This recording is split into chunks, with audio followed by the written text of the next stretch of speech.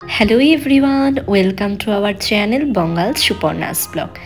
আজকে আমার এই ব্লগে তোমাদের সাথে শেয়ার করব আমাদের বাড়ির বাৎসরিক পূজা। প্রতিবারের মতন এবারও পুজোর আগের দিন সন্ধ্যাবেলায় মাকে আনা হলো কুমারটুলি থেকে।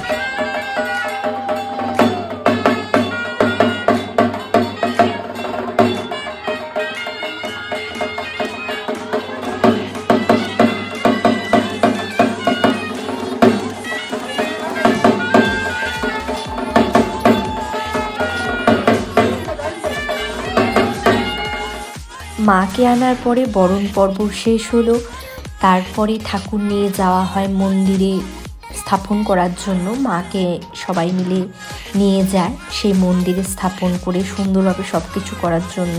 মন্দিরে স্থাপন করার পরে মাকে অলংকার দিয়ে সাজানো হয়, মার অস্ত্র শস্ত্র দিয়ে মাকে সুন্দর করে সাজানো হয়। পরের দিন সকালবেলা আমি রেডি হয়ে পুজোতে যাওয়ার জন্য ওয়েট করছিলাম। তো যেহেতু আমার কাকা বাড়ির সামনে দিয়েই যাচ্ছিল, তো আমাকে ড্রপ করে দিল। পুজোটা কিন্তু আমার কাকার বাড়িতেই হচ্ছিল। তো যেহেতু কাকার বাড়িতে পুজো বলতে গেলে বাড়িরই পুজো, আর বাড়ির পুজো মানেই তো একটা ইমোশন। আরও একটা কথা, আমি এতটাই ল্যাথখোর, আমি ল্যাথ খেতে খেতে দুপুরবেলায় গিয়ে পৌঁছাই, আর গিয়ে দেখি সমস্ত কিছু হয়ে গেছে পুজোর, আর অল্প পুজোটা বাকি ছিল। তো ওই অল্প পুজোই দেখি, আর যজ্ঞটা বাকি ছিল, সেটা লাস্টে হবে। তো দুপুরবেলা গিয়ে আমার খিদে পেয়ে গেছিলো, তো আমি যেহেতু উপোস করিনি খেয়ে নিয়েছিলাম। এবছর মার প্রতিমার মুখটা এতটা মিষ্টি ছিল যে কি বলবো, দেখলে মনে হয় দেখতেই থাকি। পুজো প্রায় শেষের দিকেই হয়ে এসেছিল। ধূপ ধুনো কর্পূর সব কিছু দিয়ে পুজো আরতি প্রায় শেষের দিকেই হয়ে এসেছিল।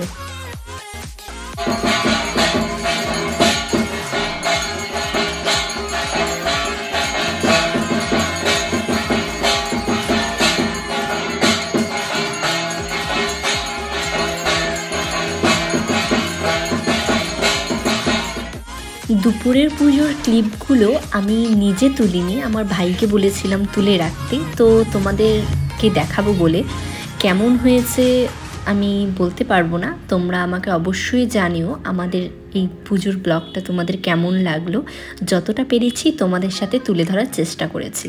পুজো দেখতে আমার আরও একটি কারণে খুব ভালো লাগে, সেটা হলো ঠাকুরমশাই যখন পুজোর সামগ্রী নিয়ে নাচে হাতে ঘণ্টা নিয়ে, সেই দৃশ্যটা আমার দেখতে খুবই ভালো লাগে। চলিত ভাষায় একটা কথা আছে, বাঙালির 12 মাসে 13 পার্বণ। এই কথাটার একদম পারফেক্ট উদাহরণ হলো আমার বাড়ি।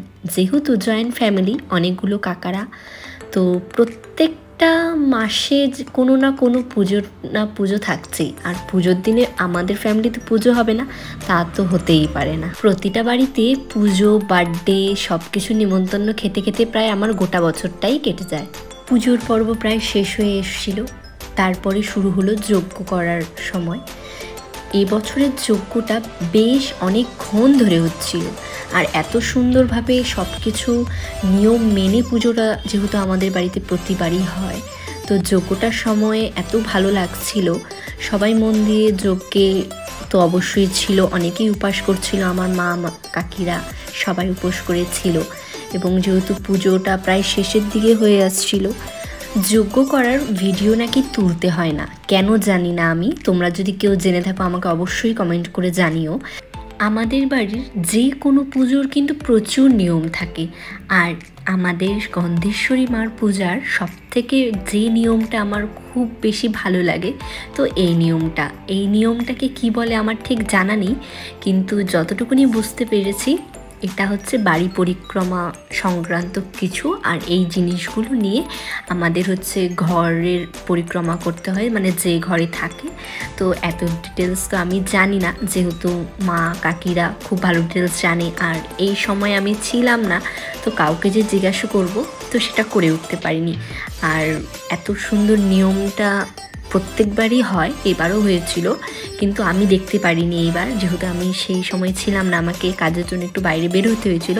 আমরা যে এখানে দেখতে পাচ্ছ একটা থালার মধ্যে ধানের ওপরে একটা নৌকো, তো এই নৌকাটা অ্যাকচুয়ালি হচ্ছে চাঁদ সদাগরের নৌকা। যখন চাঁদ সদাগর বাণিজ্য করতে যেত, তো এই নৌকোতে করেই যেত। আমাদের অনেক নিয়ম বলে শেষ করা যাবে না। পুজোও শেষ হয়ে গেল, এরপরে প্রসাদ খাওয়ার পালা। তো সব থেকে মজার যে জিনিসটা ছিল, আমার মুখে পান ছিল, তো পান খেতে খেতে আমি প্রসাদটা খেয়েছিলাম। তো তার এক্সপ্রেশন দেখে বুঝতেই পারছো। সন্ধ্যাবেলায় সবাই যেহেতু প্রচুর নিমন্ত্রিত ছিল, তো আমরা প্যাকেট করছিলাম সবাইকে দেওয়ার জন্য। এই দিকে আবার সন্ধ্যা আরতির সময় হয়ে এসেছিলো, তো ওপরে সন্ধ্যা আরতি হচ্ছিল। তো যেহেতু আমরা নিচে প্রসাদ প্যাকিং করছিলাম, তো এই ভিডিও ক্লিপটাও আমার ভাইয়েরই নেওয়া, আমি নিতে পারিনি। তো সন্ধ্যা আরতিও কিন্তু খুব সুন্দর হচ্ছিলো, ধূপ ধুনুচি দিয়ে, চামর দিয়ে, কর্পূর দিয়ে সব কিছু সুন্দরভাবে আমাদের পুজোটা কমপ্লিট হয়ে গেছিলো। বাড়ির পুজোর এই ব্লগটা পোস্ট করব বলে করে ওঠা হয়নি, সো ফাইনালি পোস্ট করলাম, তোমাদের সাথে শেয়ার করলাম। তোমরা অবশ্যই জানিও আমার এই ভিডিওটা তোমাদের কেমন লাগলো। বাই।